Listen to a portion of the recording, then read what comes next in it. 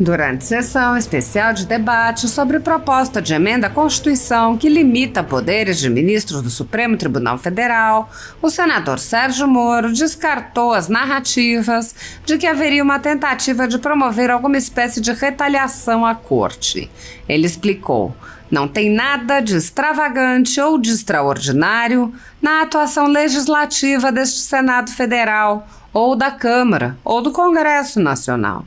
O senador apontou que os imensos poderes advindos da possibilidade de anular leis geram a tentação de proferir decisões e promover, às vezes, políticas públicas. Moro alertou: em relação às intenções, nós não duvidamos que sejam boas, mas o fato é que esse poder imenso tem que ser utilizado com muita parcimônia, com muita cautela. Sérgio Moro disse: pontualmente, nós temos visto algumas decisões que nos causam preocupação. O senador explicou que, com decisões monocráticas que ficam esquecidas pela Corte, leis elaboradas pelo Congresso e os direitos nelas reconhecidos ficam em um limbo em que ninguém sabe qual é a norma vigente. O senador fez um paralelo com o gato de Schrödinger, apontando que há leis cujo status se desconhece. Moro exemplificou com a lei das estatais. Nós temos uma lei que foi aprovada em 2016, com ampla votação no Congresso, com amplo apoio da sociedade, com amplos elogios da comunidade internacional. E nós temos uma lei suspensa por uma decisão monocrática do Supremo Tribunal Federal de março deste ano, que não foi submetida a julgamento por um ministro que se aposentou. E aqui houve uma tentativa no Congresso de revogar essa lei e não prosperou no Senado Federal, inclusive por decisão do presidente, senador Rodrigo Pacheco, de não dar andamento a essa tentativa de revogar a lei das estatais. E nós temos agora essa lei viva morta, que nós não sabemos o que vai acontecer com ela. O senador defendeu prazos para que decisões monocráticas sejam apreciadas pelo colegiado e alertou sobre a necessidade de sanções para o descumprimento das regras. Moro lembrou que já há regras e disse: no entanto, nós vemos isso sendo descumprido a toda hora, então é primordial que haja, como está ali no artigo 93, previsões de consequências normativas. Moro lembrou que a necessidade de impor limites aos ministros do Supremo vem sendo debatida há muito tempo e disse: não tem sido decidida de afogadilho, é um tema que tem sido debatido há muito tempo e espero que o plenário do Senado possa apreciá-la em breve. Vai aprimorar o sistema de controle de constitucionalidade e não é uma retaliação ao Supremo Tribunal Federal. Resgata, aliás, o caráter colegiado daquela corte.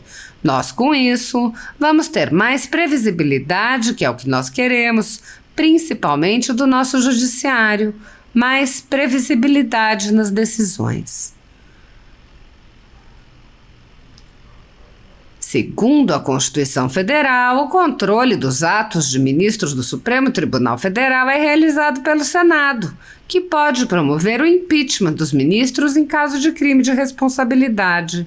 No entanto, os presidentes da Casa vêm barrando a tramitação dos pedidos sem consulta ao colegiado. Sem controle externo, alguns ministros do Supremo agem ao arrepio da Constituição. Em inquéritos secretos, o ministro Alexandre de Moraes, por exemplo, promove uma aberta perseguição a adversários políticos. Em um desses inquéritos, a Folha Política teve sua sede invadida e todos os seus equipamentos apreendidos. O inquérito foi arquivado por falta de indícios de crimes, mas os dados sigilosos foram compartilhados com outros inquéritos abertos de ofício e com a CPI da pandemia, que compartilhava dados sigilosos com a velha imprensa.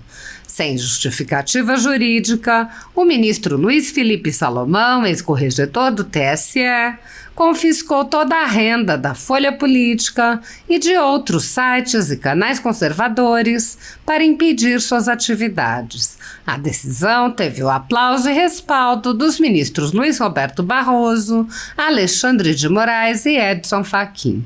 O inquérito já está no seu terceiro relator, o ministro Benedito Gonçalves, que impôs novas restrições ao canal a pedido da coligação de esquerda que disputou a eleição.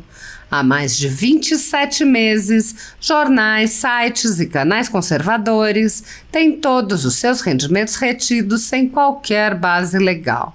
Se você apoia o trabalho da Folha Política e pode ajudar a impedir o fechamento do jornal, doe qualquer valor à empresa Raposo Fernandes através do Pix, utilizando o QR Code que está visível na tela ou o código ajude@folhapolitica.org. Caso não utilize Pix, há a opção de transferência bancária para a conta da empresa Raposo Fernandes, disponível na descrição deste vídeo e no comentário fixado no topo. Há mais de 10 anos, a Folha Política vem mostrando os fatos da política brasileira e dando voz a pessoas que o cartel midiático quer calar. Pix ajude@folhapolitica.org.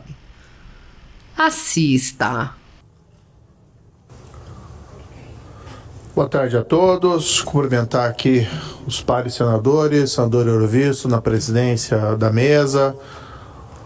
O senador Rodrigo Pacheco merece todos os elogios por ter marcado esse debate para nós discutirmos esse tema que é de fundamental importância.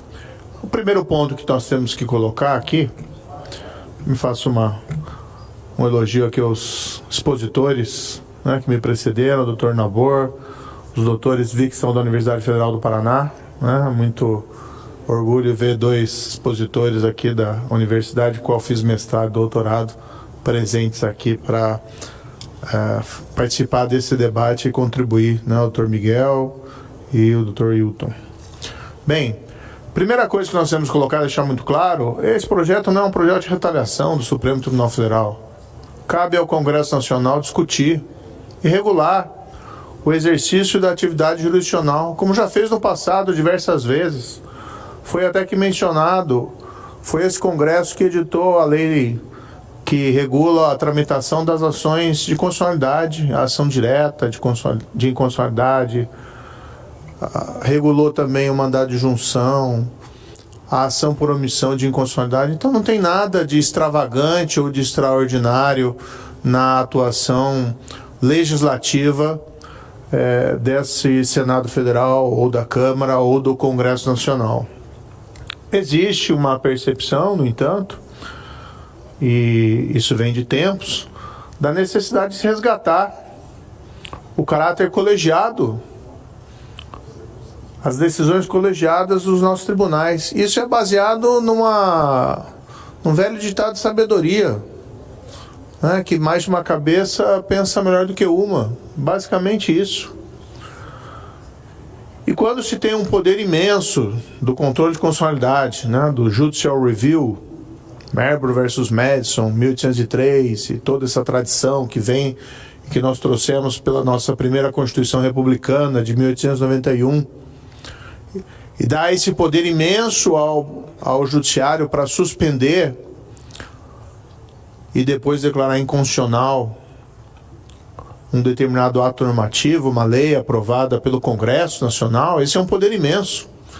E claro, se tem a tentação sempre de se proferir decisões e promover, às vezes, políticas públicas que são positivas, que se pensam que são positivas, e as intenções nós não duvidamos que sejam boas, mas o fato é que esse poder imenso tem que ser utilizado com muita parcimônia, com muita cautela. E pontualmente nós temos visto algumas decisões que nos causam preocupação. Eu ouvi aqui atentamente o senador Esperidião Amin falar do limbo, que o limbo é pior que o inferno, né? Lembrando, porém, senador, que mesmo no inferno, diz que se for até o fundo dele, consegue chegar no paraíso. Né? Foi a saída do Dante Alighieri, pelo menos. Ainda assim, eu quero fazer um comparativo aqui da nossa lei das estatais. Foi produzido esse texto pelo Congresso em 2016, um texto que foi elogiado unanimemente pela sociedade, pela imprensa, pelos organismos internacionais, que basicamente traz critérios mais restritos para a nomeação de dirigentes de estatais brasileiras ou de membros do Conselho de Administração, membros do Conselho Fiscal, e estabelece alguns impedimentos. No fundo, ali é um passo importante para a profissionalização do serviço público das estatais. E elas começaram, inclusive, a registrar, desde então, resultados positivos, o que não vinha ocorrendo antes. Essa lei hoje está no limbo do senador Esperidião Amin. Eu faço um paralelo aqui, senador, com aquela famosa tese do gato de Schrödinger. Não sei se pronuncio correto. Schrödinger. Schrödinger, isso. A história do gato, né, que o cientista lá faz um paralelo para explicar a física quântica, que tem lá se a partícula é luz ou se a partícula é sólida. E eles, a observação afeta o resultado da experiência. E aí ele tem a história do gato dentro da caixa, com um vidro de veneno. E se abrir a caixa, o gato tá morto, pode estar vivo. E eles fazem a brincadeira, né? O paralelo. Dizem, é o gato que está vivo e morto ao mesmo tempo. Porque a gente só sabe se abre a caixa, e quando abre a caixa, interfere na experiência. E a nossa lei das estatais está nessa situação. Está viva ou morta. A gente não sabe. Desde 16 de março de 2023, ela está suspensa por uma decisão monocrática do Supremo Tribunal Federal. E veja que paradoxal, proferida pelo ministro que se aposentou. E aqui não faço nenhum juízo de demérito em relação. Mas nós temos uma lei que foi aprovada em 2016, com ampla votação no Congresso, com amplo apoio da sociedade, com amplos elogios da comunidade internacional. E nós temos uma lei suspensa por uma decisão monocrática do Supremo Tribunal Federal, de março desse ano, que não foi submetida a julgamento, por um ministro que se aposentou. E aqui houve uma tentativa no Congresso de revogar essa lei, e não prosperou do Senado Federal. Inclusive decisão do presidente, senador Rodrigo Pacheco, de não dar andamento a essa tentativa de revogar a lei das estatais. E nós temos agora essa lei viva, morta, que nós não sabemos o que vai acontecer com ela. Aqui, eu fiquei muito feliz de ouvir o Dr. Nabor, ver que o Conselho Federal, seguindo a tradição do próprio Conselho Federal, ouso apenas discordar, Dr. Nabor, que tem que ter consequências o descumprimento da submissão de uma eventual decisão monocrática, né, ao colegiado. Eu acho que é fundamental, porque nós já temos na legislação ordinária previsões normativas que dizem que a decisão monocrática tem que ser excepcional e que ela tem que ser submetida na próxima sessão, ou em um determinado tempo, à apreciação do colegiado. E, no entanto, nós vemos isso sendo descumprido toda hora. Então é primordial que haja, como está ali no artigo 93, previsões de consequências normativas, e entendo que talvez não seja o melhor lugar a Constituição. Mas, no entanto, há um risco de se colocar na legislação infraconstitucional de que isso seja considerado inconstitucional pelo...